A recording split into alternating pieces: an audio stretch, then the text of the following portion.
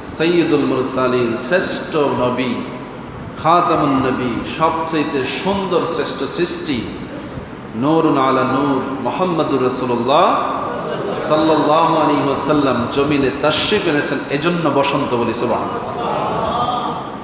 বসন্তের বিষয়টা হচ্ছে আনন্দের, সব জায়গায় আনন্দ, মানুষের মনে, প্রকৃতির মধ্যে, মাখলুকাতের মধ্যে, আবহাওয়ার মধ্যে, পরিবেশের মধ্যে, সব জায়গায় একটা আনন্দ উদ্বেলিত অবস্থা। এটা বসন্তের গুণ। মক্কা হচ্ছে মরুভূমির দেশ। কি দেশ? রুক্ষ আবহাওয়া। ওখানে এত গাছপালা নাই, ওখানে এত ফুল ফোটে না, ওখানে পাহাড়, পাথরের পাহাড়, ওখানে সবুজ গাছপালা নাই।